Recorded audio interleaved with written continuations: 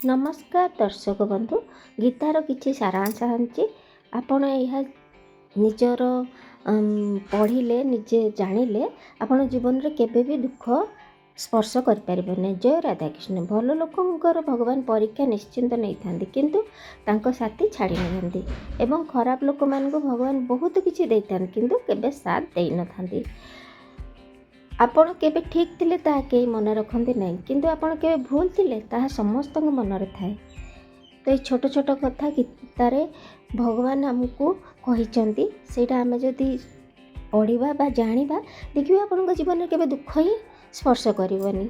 आमे जे कोनसी कर्म करले मते ताहार फल आमको ही भोग करबा पड़थाय। तेणु कर्म करबा पूर्व भल भाव विचार करबा उचित कि आमे को कर्म करूचे कारण आमको ही भोग करिया पड़िबो। श्रीकृष्ण कहते भरोसा यदि निज उपर थाए तो शक्ति बनी जाए थाए एवं भरोसा यदि अन्य उपर थाए ताहले कमजोरी बनी जाए थाए। आपण ये कथा गुड़िक मानिक चलतु केबे भी आपन को दुख लगनी। आपण जीवन में खुशी रे देखिए रहिए केबे भी आपन को दुख स्पर्श ही करबनी। आ जदि आपण एगुड़ा न मानिबे छोट छोट कथा न मानिक चलिए तो निश्चय आपन को दुख लगे। आसंता काली किए बा देखी थाए आसुवा मुहूर्त कौन बा घटो किए बा जानी थाए। से मनीष हसुवा ये वर्तमान को ही जीवन बोली कह जाए। श्रीकृष्ण कहते मनीष निज विश्वास द्वारा ही निर्मित होता है।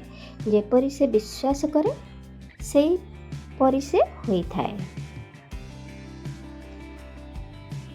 श्रीकृष्ण कहते मु सबु प्राणी को समान रूप से देखी थाए।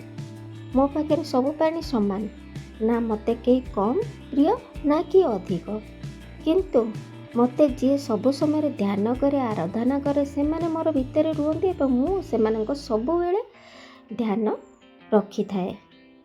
श्रीकृष्ण कहते मनुष्य केते धनवान हो जाऊ ना कहीं जदि तार जीवन में सुख शांति ना तेबे से धन संपत्तिर मूल्य बा कहीं।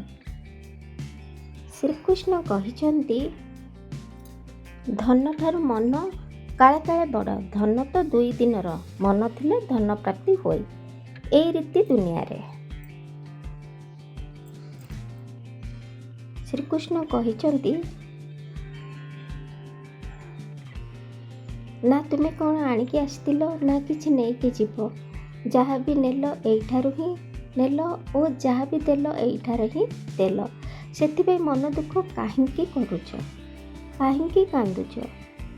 श्रीकृष्ण कहते भाग्यवान लोक टिके भी खराब हेले भगवान को दोष दे थाए किंतु दुर्भाग्यवान लोकर टिके भल हेले से भगवान को धन्यवाद ही दे थाए।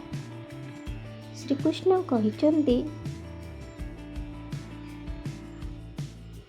स्वार्थरे संपर्क बनैवा को जेते भी चेष्टा करंतु किंतु केबे भी बने नहीं एवं प्रेम रे बसिथिबा संपर्क जेते चेष्टा कले मध्य ताहा भांगे नहीं।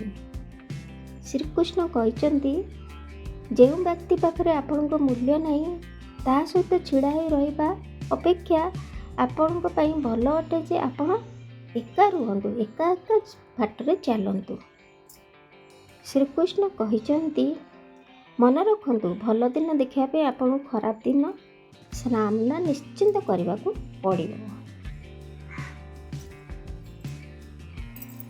शेषर मुझे कहबी जीवन महाभारत अंतरे हे कृष्ण मते भी निज पाखक नहीं जीव जहीं रूपेली चांद दोली के तुम सुंदर हस दिशुव मोर एतिकी श्रीकृष्ण पाखे शेषर मोर प्रार्थना। तो फ्रेंड माने वीडियोटी भल लगे निश्चय सब्सक्राइब करदेवे सांग साथी शेयर करेंगे लाइक करेंगे आपण मन में केबे भी दुख रही। धन्यवाद।